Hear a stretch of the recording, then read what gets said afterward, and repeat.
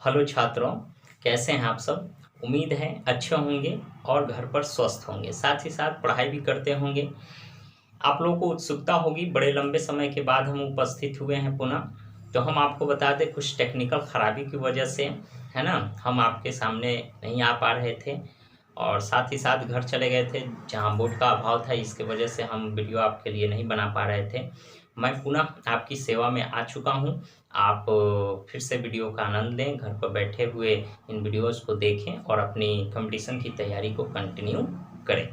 चलिए, इसी शुभेच्छाओं के साथ हम अपनी आज की क्लास शुरू करते हैं। सबसे पहले हम आपको बता दें कि पिछले क्लास में हमने आपको बहुत सारे चैप्टर्स के नाम लिखाए थे, जो चैप्टर्स आपको विभिन्न प्रकार के कंपटीशन एग्जाम्स में पढ़ने अनिवार्य हैं। वो बहुत सारे चैप्टर हैं, उनकी संख्या उससे भी अधिक है, लेकिन जो मेन जो चैप्टर है जिसको पढ़ना एकदम मस्ट है, उन चैप्टर्स का हमने नाम लिखा था और पूछा था आपसे कि इसमें से कौन से चैप्टर हम शुरू करें। तो कुछ बच्चों ने फलां चैप्टर, किस बच्चे ने अमुक चैप्टर शुरू करने की हमें कमेंट करके बताया था, फ़ोन करके भी बताया। लेकिन मैं आपको बता दूं कि आप लोगों की बातों को ध्यान में रखते हुए और इस चैप्टर में सबसे जो शुरू वाला चैप्टर है उसकी शुरुआत हम करते हैं। ये जो चैप्टर हैं देख रहे हैं बोर्ड पर लिखा हुआ है आर्थिक गतिविधियां। ये सबसे पहला चैप्टर है इकोनॉमिक्स के, जिसमें आप लोगों को बाजार के बारे में, डिमांड सप्लाई है ना, बाजार की विभिन्न प्रकार की नीतियों के बारे में और ये जो मूल्य नियंत्रण करने की जो सरकार की कदम होती है, उन सभी चीज़ों के बारे में इस चैप्टर में जानेंगे। तो ये बहुत ही इम्पॉर्टेंट और सबसे महत्वपूर्ण चैप्टर है आप लोगों का। सबसे पहला चैप्टर है, ये हल्का है। और साथ ही आपको एक बात और हम बता दें कि भारी चैप्टर, जो कठिन चैप्टर पहले पढ़ना ज़्यादा श्रेयस्कर नहीं होता है।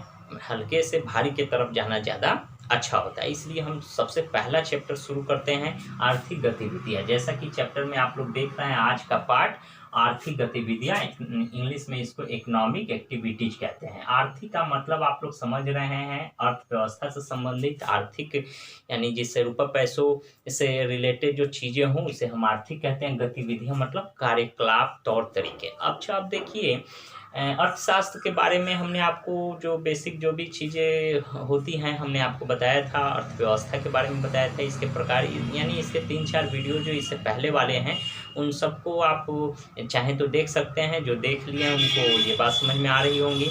जो नहीं देखे हैं, जीएस फॉर इकोनॉमिक्स प्लेलिस्ट में जाएं और यहाँ आप देख सकते हैं कि कौन कौन से वीडियोज है जो इस वीडियो के पहले बनाए गए हैं, उसे अवश्य देखें, ज़्यादा अच्छा रहेगा। आज का विषय हम शुरू करते हैं, आज का चैप्टर आर्थिक गतिविधियां का। सबसे पहले हम आपको बता दें कि सभी क्रियाकलाप, सभी कार्य आर्थिक गतिविधियों की श्रेणी में नहीं आते हैं। जैसे मान लेते हैं, सबसे पहले तो जान लें आर्थिक गतिविधियां है क्या और किस चीज़ को हम आर्थिक गतिविधियां नहीं कहते हैं। जैसे मान लेते हैं, कोई भी व्यक्ति कोई कार्य करता है तो किस लिए करता है, उसकी बहुत सारी आवश्यकताएं होती है। उस आवश्यकताओं को पूरा करने के लिए वो जो अर्जित करना चाहता है या विभिन्न माध्यमों से जो पैसा कमाता है या सेवाएं बेचकर या वस्तु बेचकर जो पैसा अर्जित करता है, उन पैसों से विभिन्न प्रकार की अपनी आवश्यकताएं पूरी करता है।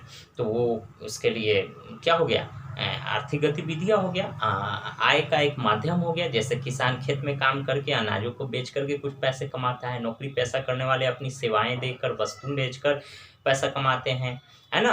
विभिन्न प्रकार के जो सेवा प्रदाता हैं या उत्पादन करता है, वो अपने कार्यों के बदले और अपने सेवाओं और वस्तुओं के बदले कुछ पैसे प्राप्त करते हैं। ये उनका आय का साधन होता है ना, तो ये उनका रोजगार होता है। ठीक है, जैसे मान लेते हैं एक दुकानदार है, आपको साबुन की ज़रूरत है, आपने किराने दुकान पर गए और फटाफट बोले भैया लॉक साबुन दे दीजिए। वो व्यक्ति आपको लॉक साबुन देता है, बदले में कुछ रुपए लेता है। तो लॉक साबुन वो जितना खरीद के लाया था उससे 1-2 रुपये ज़्यादा लिया। तो वो जो अतिरिक्त पैसा उसने जो चार्ज किया, ये उसकी अपनी कमाई हो गई और बाकी का पैसा उस कंपनी को चला जाएगा जो वस्तु बना रहा है। तो इस तरह विभिन्न प्रकार की वस्तुओं पर थोड़ा थोड़ा पैसा कमाकर उसकी अपनी आय का एक माध्यम हो जाता है, खरीद बेच। ये आप लोग बखूबी जानते हैं। जैसे एक शिक्षक आपको पढ़ाते हैं, बदले में आपकी ज्ञान की प्राप्ति होती है और बदले में आपसे कुछ रुपए लेते हैं, इससे उनकी आवश्यकता पूर्ति होती है। तो शिक्षण कार्य, डॉक्टरी, वकालत करना, एक खेती गृहस्थी, किसान का कार्य हो या रिक्शा चालक या बस ड्राइवर का काम या दुकानदारी का काम, बिजनेस व्यापार या विभिन्न प्रकार के कोई भी कार्य हो, इकोनॉमी के अर्थव्यवस्था के जो तीनों सेक्टर है, प्राथमिक, द्वितीयक और तृतीयक, इन तीनों क्षेत्रों से जुड़े हुए लोग विभिन्न प्रकार की वस्तुओं और सेवाओं के बदले जो आय प्राप्त करते हैं उनको हम रोजगार कहते हैं, आय का साधन कहते हैं। लेकिन अब आपको हम बताते हैं कि सारी रोजगार जो है या विभिन्न प्रकार की जो कार्य हैं जिससे हमें आय की प्राप्ति होती है, वो सारी चीज़ें आर्थिक गतिविधियां नहीं होती है। जैसे मान लेते हैं कि क्रिकेट खेलना, हम भी क्रिकेट खेलते हैं, आप भी क्रिकेट खेलते हैं, क्या उस क्रिकेट खेलने के बदले हमें पैसे प्राप्त होते हैं? नहीं, वो मनोरंजन के लिए हम लोग खेलते हैं, दोस्तों के साथ चल दिए, चलो भाई आज क्रिकेट खेलते हैं, बहुत अच्छा से हम लोग टाइम पास किए, मनोरंजन किए, है ना। या पढ़ते पढ़ते बोझिल हो गए तो क्रिकेट खेलने चल दिए, लूडो खेलने चल दिए, या कोई ऐसा खेल खेलने चल दिए जो हम अपने समय पास करने के लिए, मनोरंजन के लिए करते हैं, बदले में हमें कुछ पैसे रुपए नहीं मिलते हैं। लेकिन उसी कार्य को अगर विराट कोहली जब पिच पर जा करके खेलता है, मारता है सिक्सर, तो उसको बदले उन्हें पैसे आते हैं। तो उनके लिए ये क्रिकेट खेलना आर्थिक गतिविधियाँ हो सकती है, हमारे लिए आर्थिक गतिविधियाँ नहीं हो सकती है। तो बात समझ में आ गई कि वैसे कार्य जिससे हमें रुपए पैसों की प्राप्ति होती है वही आर्थिक गतिविधियाँ हैं, अन्यथा वो स्वैच्छिक क्रियाएं हो सकती है, आर्थिक गतिविधियां नहीं। ठीक है, महेंद्र सिंह धोनी क्रिकेट खेलते हैं, मेजर ध्यानचंद हॉकी खेलते थे, और भी खेल खेलते हैं बहुत सारे लोग, तो उनके बदले उन्हें एक कैरियर उन्हें मिलता है, एक रोजगार का साधन मिलता है, तो ये उनके लिए आर्थिक गतिविधियां होती है, हमारे लिए ये आर्थिक गतिविधियां नहीं है। मसलन बहुत सारे कार्य आप उदाहरण ले लीजिए, देख लीजिए, जिससे पैसे प्राप्त होते हैं आर्थिक गतिविधियां, जिससे पैसे प्राप्त नहीं होते हैं वो आर्थिक गतिविधियां नहीं हो सकती है। ठीक है, और ये पैसे प्राप्त करने के विभिन्न स्रोत हो सकते हैं। जैसे हम कोई वस्तु बना रहे हैं, वस्तु को दे रहे हैं, ये भी एक मतलब रोजगार का साधन हो सकता है। वस्तु का आदान प्रदान, लेन देन, या सेवा का मतलब जैसे एक वकील है, वकालत करता है, सेवा प्रदान। एक बैंक कर्मी, जब आप खाता खुलवाने जाते हैं तो बैंक कर्मी क्या करते हैं, आपको सेवा प्रदान करते हैं ना। तो सेवा के बदले भी रुपए पैसे मिलते हैं, वस्तु के बदले भी। तो ये वस्तु को बेचकर या सेवा को बेचकर जो बदले में हमें पैसे मिलते हैं वो आर्थिक गतिविधियों के अंतर्गत रखे जाते हैं। चलिए, हम लोग इस आर्थिक गतिविधियों के बारे में समझ चुके हैं, आप लोग उम्मीद है। आर्थिक गतिविधियाँ क्या है, इकोनॉमिक एक्टिविटीज क्या है। आइए जानते हैं इकोनॉमिक एक्टिविटीज के अंतर्गत कौन सबसे महत्वपूर्ण चीजें होती है। इसमें सबसे बड़ी चीज, कोई वस्तु को अगर हम बेचते हैं या कोई सेवा बेचते हैं तो किस चीज की जरूरत होती है, बाजार की जरूरत होती है, जिसे हम मार्केट कहते हैं। ध्यान देने की चीज है, ध्यान दीजिए, बाजार। ठीक है, बाजार से सबका जो है नाता गहरा होगा, बहुत पहले से आप इस सब से वाकिफ होंगे। मार्केट क्या है, मार्केट क्या है, किसी भी वस्तु या सेवाओं के आदान प्रदान के लिए, मतलब क्रय विक्रय के लिए, वो एक निर्धारित स्थान जो होता है उसे हम मार्केट कहते हैं, बाजार कहते हैं। जैसे अब केवल सब्जी का ही क्रय विक्रय के लिए जो चुना हुआ या निर्धारित किया हुआ स्थान ही मार्केट नहीं कहलाता है। विभिन्न प्रकार की वस्तुओं के लिए आदान प्रदान करने के लिए जो स्थान नियत होती है उसे हम मार्केट कहते हैं।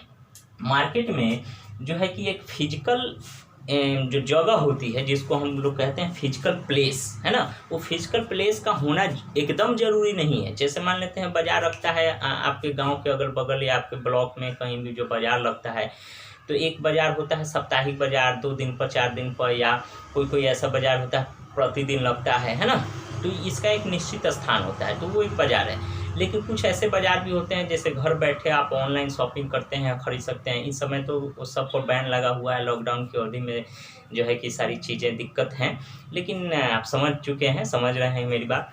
तो वो जो बाज़ार है इंटरनेट के माध्यम से, इंटरनेट सर्फिंग के माध्यम से, फ्लिपकार्ट से, अमेजन से या स्विफ्टक्यूलस से, बहुत सारे सोशल साइट से जो हम सामान खरीदते हैं, वो भी एक मार्केट का स्वरूप हो सकता है। यानी जो स्थान नियत के लिए कोई जगह नहीं है कि फिजिकल प्लेस का होना एकदम जरूरी है। इसमें जो जरूरी जो चीज़ें हैं वो सबसे ज़रूरी चीज़ें 2 हैं, आप लोग समझ रहे होंगे। 2 चीज़ें, एक डिमांड होती है, डिमांड जिसको मांग कहते हैं, और एक ये जो पहली चीज़ें हैं, और दूसरी चीज़ें जो होती है सप्लाई होती है ना, सप्लाई, जिसको हिंदी में हम लोग पूर्ति कहते हैं, मांग और पूर्ति। अब मार्केट के लिए, कोई भी मार्केट जहाँ लगता है वहाँ 2 तरह के लोग इकट्ठा होते हैं। एक लोग होते हैं जो खरीदार होते हैं, जो किसी वस्तु का डिमांड करते हैं, क्रेता कहते हैं, तो वो डिमांड करते हैं। और एक विक्रेता होते हैं जो सप्लाई करने के लिए वहाँ पूर्ति करने के लिए किसी वस्तु को, सेवा को लेकर के इकट्ठे होते हैं, उसको हम सप्लाई यानी पूर्ति, विक्रेता कहते हैं। तो दो चीज़ें होती हैं, क्रेता, तो क्रेता की आवश्यकता क्या होती है, डिमांड होती है, और एक होता है विक्रेता, जिस है ना, एक विक्रेता होता है जिसका क्या होता है, मतलब लक्ष्य सप्लाई करना, पूर्ति करना। ये दो चीज़ें होती है, और इसी दो चीज़ों के ऊपर निर्भर, इसी को इंग्लिश में हम बायर कहते हैं, है ना, बायर, और इसको सेलर कहते हैं, सेलर और बायर। ये दोनों चीज़ें मार्केट में होना बहुत ज़रूरी है। अगर केवल मान लेते हैं केवल डिमांड करने वाला व्यक्ति, क्रेता ही एक जगह इकट्ठा हो जाए, उसे खरीदार कोई नहीं रहे, कोई जो है कि सप्लाई करने वाला नहीं रहे, तो क्या होगा, बाजार से नहीं कह सकते हैं, ठीक है। या कोई विक्रेता ही खड़ा हो जाए, कहीं इकट्ठा हो जाए, क्रेता एक भी ना रहे, तो उसे हम मार्केट नहीं कहेंगे। यानी मार्केट का परिभाषा ही समझ लीजिए आप लोग, वह स्थान जहाँ क्रेता और विक्रेता विभिन्न प्रकार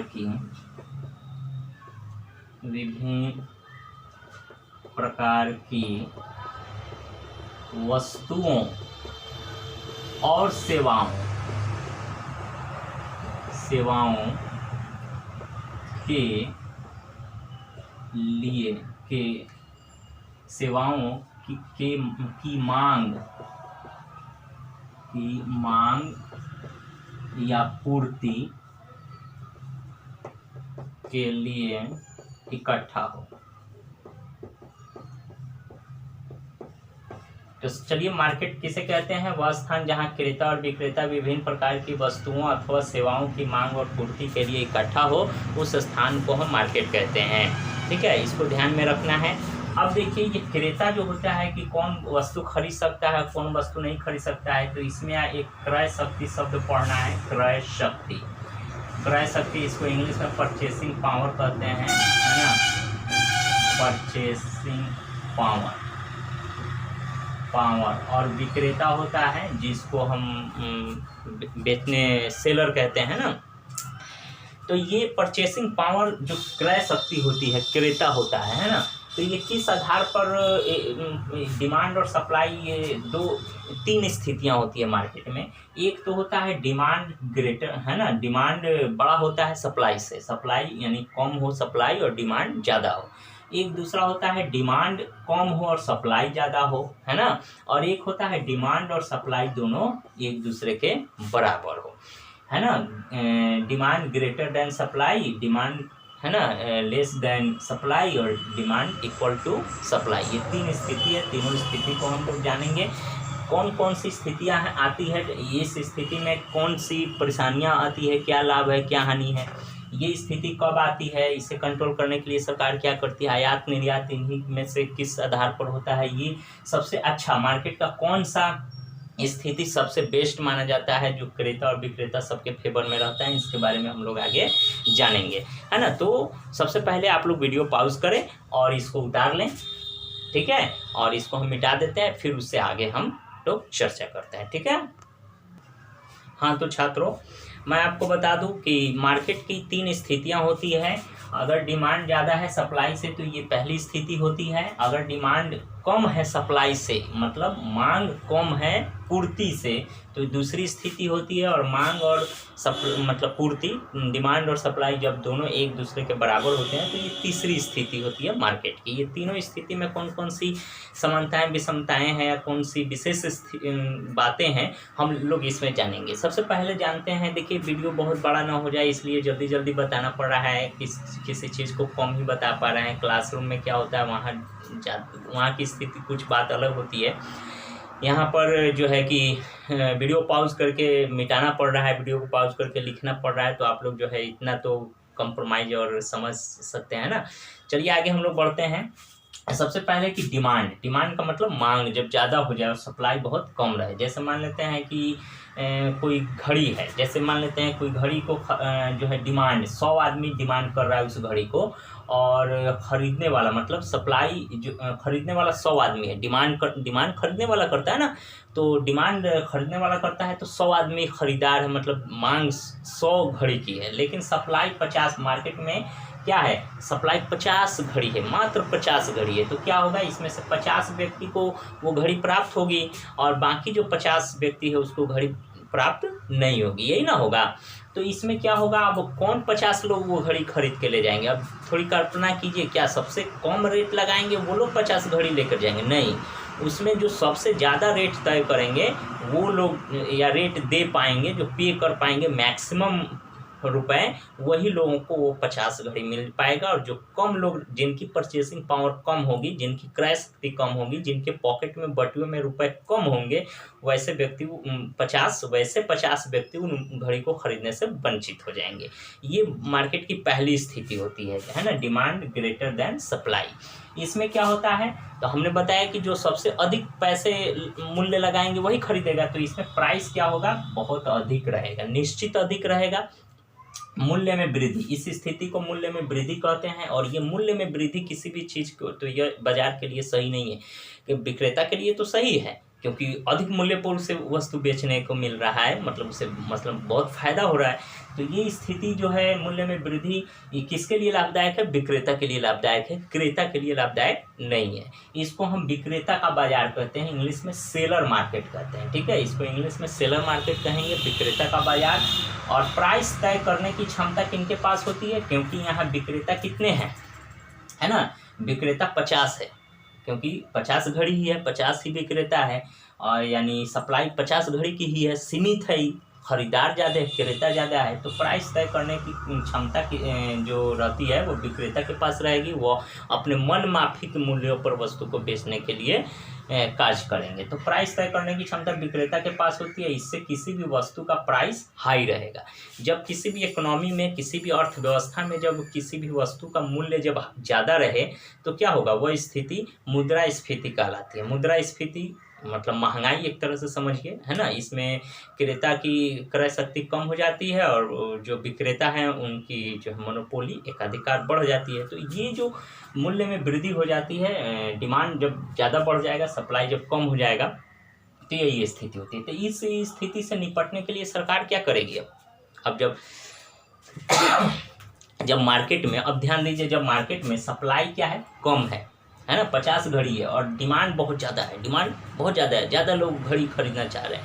तो इस स्थिति में सरकार क्या रूल बनाएगी, या कोई उद्योग धंधा वाले या बड़ी कंपनी क्या करेगी, सप्लाई को बढ़ाने का काम करेगी, क्योंकि मार्केट है यहाँ। तो सप्लाई बढ़ाने के लिए हमको विदेश से पैसा लेना होगा, निवेश करना होगा, उत्पादन बढ़ाना होगा, ये करना होगा।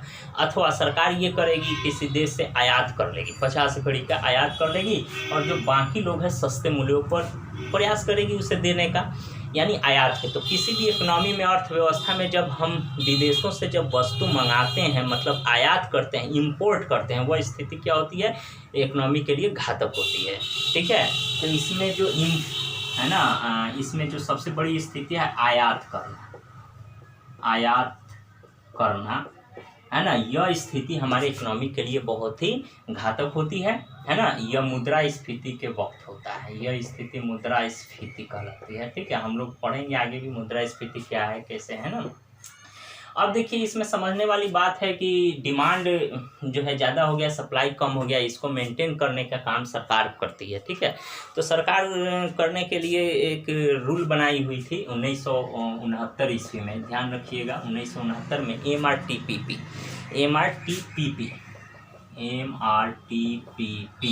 इसको इंग्लिश में फुल फॉर्म में आप लोग लिख लीजिए, मोनोपोली रेस्ट्रिक्टिव, है ना। तो मोनोपोली पर लगाम लगाने के लिए, है ना, डिमांड जब ज़्यादा है, सप्लाई को कम है, तो उस अवस्था में दाम न बढ़े, हर व्यक्ति को वस्तु मिल सके, इसके लिए भारत सरकार ने एक कानून बना रखी है जो 1969 में लागू हुई थी, है ना। 1969 ईस्वी में बनाया गया था, लेकिन इसे लागू किया गया था 1 जनवरी 1970 को, है ना, याद रखना है, 1 जून 1970 को याद रखना है, 1 जून 1970 को ये कानून लागू हो गया था 1969 में बनकर तैयार हुआ था, जिसका पूरा नाम है शॉर्ट नेम है MRTPP। इसको इंग्लिश में पूरा फुल फॉर्म है monopoly restrictive and trade practice act. और इसी MRTPP में संशोधन करके इसको बाद में 2002 ईस्वी में इसका नाम बदल दिया गया और CCI रख दिया गया। CCI यानी competition commission in India. Competition, C for competition, second C for commission, है ना, और I फॉर इंडिया, ये रख दिया। इसका काम क्या है CCI का, कि मार्केट में जो डिमांड है उस डिमांड को पूरा करने के लिए सप्लाई को बढ़ाया जाए लेकिन मूल्य नहीं बढ़े, इसका ध्यान रखा जाए। कोई भी व्यक्ति मनमानी तरीके से, कोई भी सेवा प्रदाता, कोई भी उत्पादन करता किसी वस्तु के मनमाने ढंग से दाम न बढ़ा ले, इस पर लगाम लगाना, पॉलिसी तय करना, यानी उस पर बाध्यता कायम रखने के लिए सरकार ने ये कदम उठाए हैं जो क्रेताओं के फेवर में है। ठीक है, तो ये जो पहली स्थिति। अब हम लोग बात करेंगे डी अगर कम है, छोटा है सप्लाई से, सप्लाई अधिक है। मान लेते हैं कि अगर यहाँ तो डिमांड 100 था और सप्लाई 50 था, इसके जस्ट अपोजिट चलते हैं, यहाँ डिमांड ही 50 हो जाए मान लेते हैं और सप्लाई 100 है मान लेते हैं। अब देखिए, अब एकदम जस्ट इसके अपोजिट हो जाएगा। जैसे कि अगर 50 डिमांड है, डिमांड का मतलब डिमांड कौन करता है, क्रेता करता है। क्रेता खरीदार मात्र 50 आदमी है, लेकिन विक्रेता वहाँ सप्लाई जो करने वाले हैं वो 100 आदमी आ गया। तो जब 100 आदमी आ जाएगा विक्रेता, तो 50 से आदमी वहाँ सामान लेके और चला जाएगा। तो वहाँ पर क्या होगा, प्राइस कम रहेगा कि ज़्यादा रहेगा, निश्चित कम रहेगा, क्योंकि सामान ज़्यादा है भाई। मांग से जब ज़्यादा सामान हो जाएगा तो मांगे भर ना सामान खरीदेगा। जो बाकी का सामान है सस्ते मूल्य पर मिलेगा तभी कोई लेगा, नहीं था वो यूजलेस हो जाएगा। तो इस स्थिति में पहला जो कंडीशन है, यहाँ प्राइस हमेशा कम रहता है, यानी मूल्य में भारी गिरावट होती है। मूल्य में गिरावट याद रखना है, बहुत गिरावट रहता है, ये पहली स्थिति। दूसरा होता है, इसमें देखिए डिमांड 50 आदमी कर रहा है लेकिन सप्लाई 100 आदमी कर रहा है। आदमी कहिए, सेवा कहिए, वस्तु कहिए, मान लेते हैं 100। उदाहरण के तौर पे इसमें घड़ी का हम उदाहरण लिए थे, चलिए इसमें साबुन का हम उदाहरण ले लेते हैं 100। जैसे 50 जो डिमांड है, 50 साबुन का मार्केट में डिमांड है, लेकिन वहाँ 100 साबुन चला जाए सप्लाई के तौर पर। ठीक है, तो 100 जब साबुन चला जाएगा तो उसमें से 50 ही साबुन नियत दाम पर बिकेगा। बाकी का 50 साबुन क्या होगा, या तो दाम कम करके बेचना होगा, या तो नियत दाम पर ही बिका तो बिका, नहीं तो वापस हो जाएगा, यही ना होगा। तो ये जो है यहाँ पर सेलर, इसको हम क्या कहते हैं, सेलर मार्केट इसमें कहेंगे, इसमें हम बायर मार्केट कहेंगे, बायर मार्केट, क्योंकि यहाँ खरीदार बहुत कम है और बेचने वाला ज़्यादा है। तो वो दाम जो सेट करने वाला व्यक्ति होता है वो विक्रेता के हाथ में नहीं रहता है, बल्कि क्रेता के हाथ में रहता है, इसलिए इसको बायर मार्केट कहते हैं। क्रेता मार्केट भी इसको हम हिंदी, क्रेता का बाजार हम कह सकते हैं। ठीक है, अब देखिए इसमें जो है प्राइस तय करने की क्षमता विक्रेता के पास है, लेकिन इसमें प्राइस तय करने की क्षमता, अब देखिए यहाँ लिख देते हैं, प्राइस तय करने की क्षमता किसके पास रहेगा जी, क्रेता के पास रहेगा। ठीक है, क्रेता के पास। अब मान लेते हैं इसमें जब क्रेता के पास किसी भी वस्तु का दाम तय करने का क्षमता रहेगा, तो 50 साबुन मान लेते हैं बिक जाएगा, बाकी 50 साबुन अगर दाम से कम न हुआ तो नहीं बिकेगा। जब नहीं बिकेगा तो उसके उत्पादनकर्ता को घाटा होगा।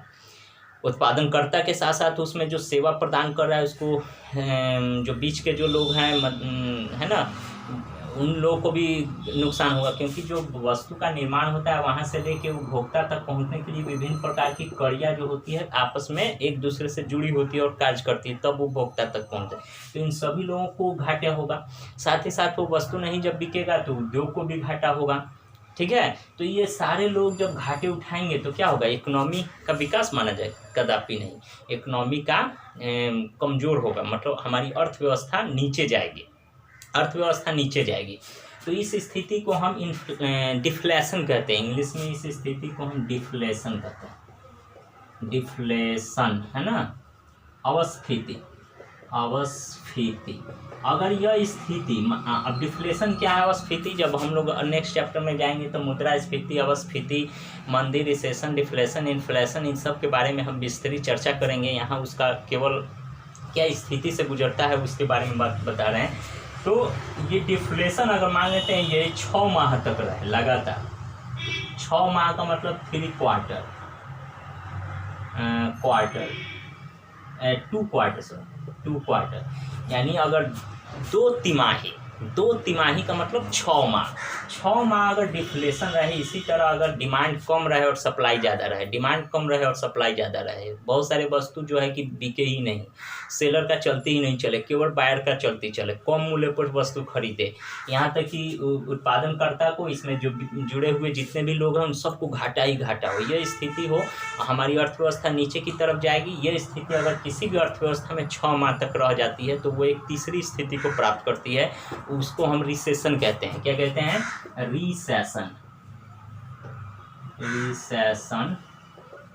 आप लोग मीनिंग पढ़ना जाएंगे, वर्ड देखेंगे रिसेशन, इसको हम हिंदी में मंदी कहते हैं। मंदी का मतलब आप लोग समझ रहे हैं ना, मंदी, संकट आना, अर्थव्यवस्था का नुकसान होगा, अर्थव्यवस्था कमजोर होना, उन्नति के जगह पर अवनति होना, तरक्की के जगह पर विनाश होना, पतन होना, मन में समझ लीजिए मंदी। तो ये स्थिति मंदी कहलाती है। तो अब देखिए क्या डिमांड ज़्यादा होना सप्लाई से ये अच्छा था? बिल्कुल अच्छा नहीं था, हमने अभी देखा, क्योंकि इसमें बहुत सारे जो कम क्रय शक्ति वाले जो लोग होते हैं उनको अधिक मूल्य की वस्तु को खरीद पाने की क्षमता नहीं होती है, इसलिए ये हमारे सब अर्थव्यवस्था के लिए नुकसानदेह हो सकता है। ये जो दूसरी अर्थव्यवस्था है, डिमांड कम हो अगर सप्लाई से, सप्लाई ही ज़्यादा हो जाए, डिमांड कम, तो इसमें हमने कुछ बातें देखी। डिफ्लेशन की अगर स्थिति 6 माह रह जाए तो मंदी आ जाती है, रिसेशन, यानी देश हमारा उन्नति के जगह पर पतन की तरफ बढ़ जाता है। तो क्या ये भी स्थिति हमारे लिए सही है? नहीं सही है।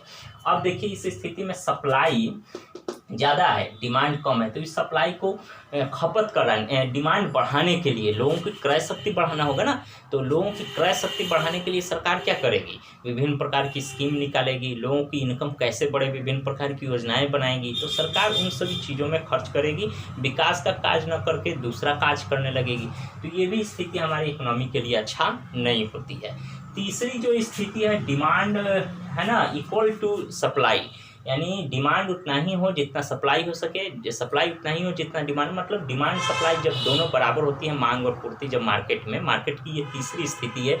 ये मार्केट के लिए, हमारे स्वास्थ्य के लिए, मार्केट की स्वास्थ्य के लिए बहुत ही उचित मानी जाती है। सरकार, कोई भी सरकार या कोई भी अर्थव्यवस्था यही स्थिति को गेन करने के लिए विभिन्न प्रकार के कदम उठाती है। किसी भी वस्तु का दाम न बढ़े, इसके लिए सरकार नियम बनाती है। जैसे अभी आपने देखा है MRP, PP, CCI बनाने का काम, यानी डिमांड और सप्लाई की इक्वल रहे, किसी भी वस्तु का दाम हद से ज़्यादा न बढ़ जाए जिससे क्रेता खरीद न पाए, और किसी भी वस्तु का दाम इतना न घट जाए कि उद्योग जो काम कर रहे हैं, जो क्षेत्र में लगे हुए उनको घाटा ही घाटा हो जाए। ये दोनों स्थिति से दोनों लोगों को बचाना है, यानी क्रेता को भी बचाना है अधिक दाम नहीं होने से, और विक्रेता को भी बचाना है कम कीमत पे, उसके लागत मूल्य से भी अगर कम पर बेचे तो विक्रेता को घाटा होगा। तो दोनों को घाटा ना हो, बल्कि दोनों की रोजी रोटी चलती रहे, और जब दोनों की रोजी रोटी चलती रहेगी तभी देश का विकास होगा।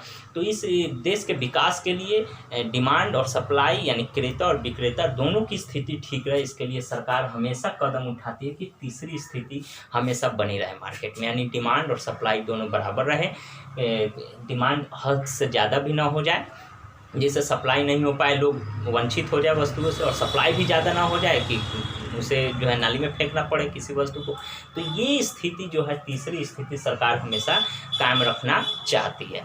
अब तो बोर्ड पर इतना जगह नहीं है, आप लोग इसको वीडियो को पॉज करके इसे उतार लीजिए, है ना। उतार लेने के बाद में हम इसको मिटा करके फिर ये तीसरी स्थिति को हम समझाएंगे, फिर हम लोग इकोनॉमिक एक्टिविटीज़ में आगे बढ़ेंगे, आर्थिक गतिविधियां में। ये बहुत ही महत्वपूर्ण चैप्टर है, इसमें हम लोग पढ़ेंगे उत्पादन के बारे में, उपभोग के बारे में, विनिमय के बारे में, विनिवेश के बारे में, है ना, निवेश, प्रॉफिट, लाभ, किस स्थिति में हमें घाटे होते हैं, किस स्थिति में फायदे, आयात निर्यात, यानी आर्थिक गतिविधियों से जुड़े हुए कुछ महत्वपूर्ण चीज़ों को हम लोग जानेंगे। उसके बाद में फिर ये अभी चैप्टर लंबा चलेगा, आज फर्स्ट डे है, फर्स्ट लेक्चर है, इसमें ये D बराबर S कब और किस स्थिति में होती है इसको हम समझा करके आज का वीडियो ख़त्म करेंगे। उसके बाद में नेक्स्ट अगले क्लास में हम लोग चर्चा करेंगे। चलिए इस वीडियो को आप लोग पॉज कर लें और इसको चाहें तो उतार लें।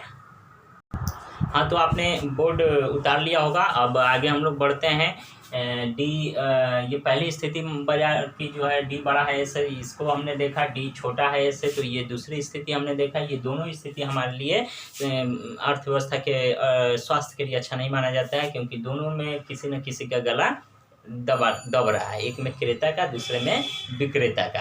एक ऐसी तीसरी स्थिति होनी चाहिए जहां क्रेता भी खुशहाल हो और विक्रेता भी खुशहाल हो, तो वो तीसरी स्थिति होती है मार्केट की डी बराबर एस। डिमांड और सप्लाई जब दोनों जहां बराबर होती है, मांग और पूर्ति जहां दोनों बराबर होती है, वो तीसरी स्थिति होती है। और यही स्थिति को सरकार या कोई भी देश की गवर्नमेंट जो होती है वो इसी स्थिति को मेंटेन करने के लिए प्रोग्राम करती है। अगर डिमांड कम हो जाए, सप्लाई ज़्यादा हो जाए, तो उस स्थिति को निर्यात करेगी। ठीक है, अगर मान लेते हैं डिमांड अधिक हो जाए, सप्लाई देश में प्रोडक्शन कम है, तो उस चीज़ को पूरा करने के लिए उसे आयात करना पड़ता है। भले उसे हानि उठाना पड़े, लेकिन उस डिमांड को पूरा करना पड़ेगा, तो उसे आयात करना पड़ता है। ठीक है, तो ये दोनों स्थितियां जो है अलग अलग स्थितियों में, विशेष परिस्थितियों में दिक्कत है। तीसरी जो स्थिति है डी बराबर एस जब हो जाता है, डिमांड जितना, मान लेते हैं यहाँ 100 घड़ी है।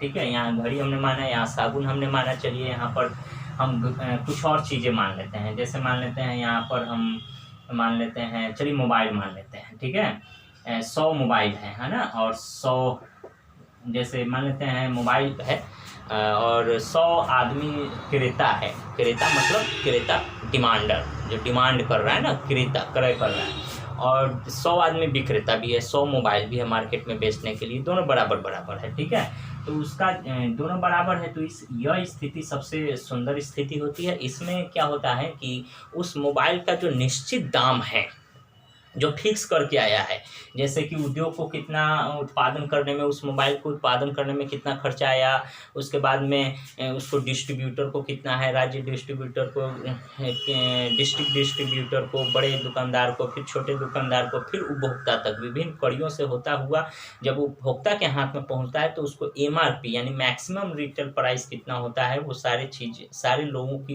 इनकम उस पर जोड़ करके बैठा कर रखी गई होती है। मान लेते हैं किसी उदाहरण के तौर पर छोटा सा मोबाइल अगर 1000 रुपये का मोबाइल है, तो 1000 का अगर उस पर MRP लिख दिया गया है, तो कोई भी दुकानदार 1000 से ज़्यादा नहीं ले सकता है। ठीक है, उस भले वह बिके अथवा न बिके, उस पर MRP उतना ही में बिकेगा। ठीक है, तो ये स्थिति सबसे सुंदर होती है, इसमें डिमांड उतना ही रहता है जितना सप्लाई रहता है। ठीक है, अगर मान लेते हैं तो हाँ, डिमांड और सप्लाई जब दोनों बराबर रहेंगे, 100 मोबाइल भी है, 100 खरीदार भी है, 100 बेचने वाले भी है, दोनों स्थिति है, तो इस स्थिति को, इस मार्केट को हम लोग क्या कहते हैं, परफेक्ट कंपटीशन मार्केट। इसको परफेक्ट कंपटीशन मार्केट कहते हैं, हिंदी में इसको पूर्ण प्रतिस्पर्धात्मक बाजार कहते हैं, पूर्ण प्रतियोगिता बाजार भी कह सकते हैं, इसको पूर्ण प्रतिस्पर्धात्मक मार्केट बाजार भी कह सकते हैं। इसमें क्या होती है, वस्तुओं की क्वालिटी हमेशा हाई होती है। ऊपर एरो का निशान है, इसका मतलब हाई है। ठीक है, हाँ, और ये लो है, नीचे की तरफ है, इसका मतलब लो है। तो देखिए, वस्तुओं की क्वालिटी हमेशा हाई रहेगी ऐसी स्थिति में जब डी बराबर है इसके, क्योंकि वैसे अगर 100 मान लेते हैं विक्रेता है, 100 क्रेता है, अगर मान लेते हैं 99 वस्तु सही है, 99 वस्तु सही है, एक वस्तु के अलावा, एक वस्तु अगर खराब है, क्योंकि क्वालिटी वस्तु की अगर एक की दब है, तो वो एक पीस नहीं बिकेगा, 99 बिक जाएगा, एक पीस नहीं बिकेगा। तो इसलिए हमेशा ध्यान रखती है कंपनी की हर वस्तु की क्वालिटी उन्नत हो, अच्छी हो, तभी सबका सब बिके।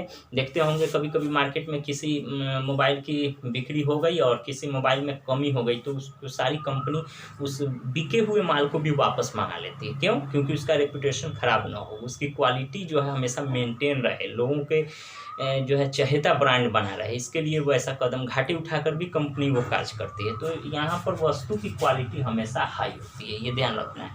और दूसरी बात, क्योंकि पूर्ण प्रतिस्पर्धा है, मार्केट मोबाइल बनाने वाली एक कंपनी नहीं है, बहुत सारी कंपनियां हैं, 10-12 कंपनियां एक साथ मार्केट में एकदम एक दूसरे को कड़ा मुकाबला कर रहा है, प्रतियोगिता, क्योंकि यहाँ कंपटीशन शब्द ही है, मार्केट का नाम ही है competition, high competition, perfect competition, यानी पूर्ण प्रतियोगिता है। तो उस स्थिति में क्या होगा, उसी प्रोडक्ट का, उसी ब्रांड का ना सामान बिकेगा जिसकी क्वालिटी हमेशा हाई हो और प्राइस एकदम लो, कम से कम कीमत पर ज़्यादा से ज़्यादा अच्छा सामान हमको मिले, उसी सामान को हम खरीदेंगे। क्योंकि क्वालिटी अगर कम रहे और दाम ज़्यादा रहे तो कोई खरीदेगा जी? कोई नहीं खरीदेगा।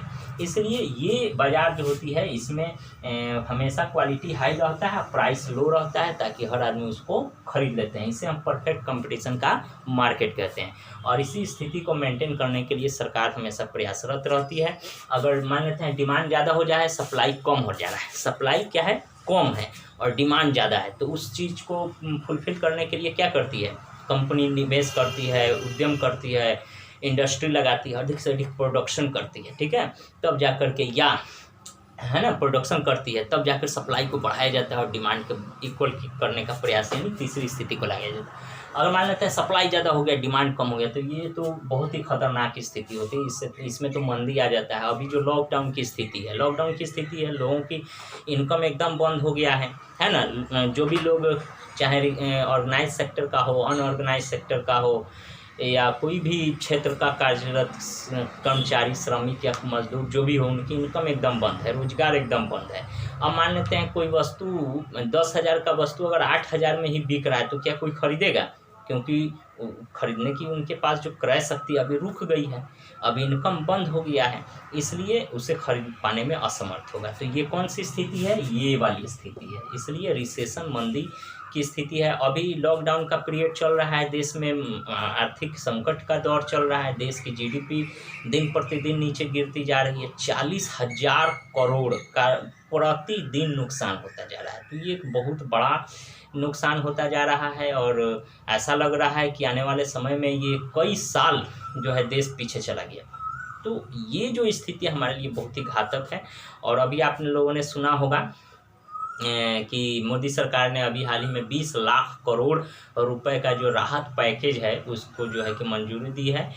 तो ये मंजूरी क्यों और किस स्थिति में दिया है? मंदी की स्थिति में दिया है। मंदी से लोगों की जो है क्रय शक्ति जो कम हो गई है, लोगों के हाथ में पैसा है, राहत का पैसा है, अधिक से अधिक इन्फ्लुएंसी बढ़े मार्केट में, जो है तरलता जब बढ़ेगी, लोगों के आरबीआई का रेपो रेट घट गया है, रिवर्स रेपो रेट घट गया है, जो बैंक है वो लोन सस्ते करने जा रही है, हर व्यक्ति को जो है कम सिक्योरिटी में और कम परेशानी से लोन मिल सकता है, उस लोन से जो है कार्य करेंगे जिससे उनकी फिर क्रय शक्ति ठीक हो, इकोनॉमी का जो है कि ढाल ऊपर की तरफ बढ़े, माने देश के अर्थव्यवस्था का विकास हो। इसी के लिए ये सब राहत पैकेज दिया गया है। इसके बहुत सारे मायने हैं, जब हम लोग आरबीआई चैप्टर पढ़ेंगे तो ये सब चीज़ों को जानेंगे, है ना।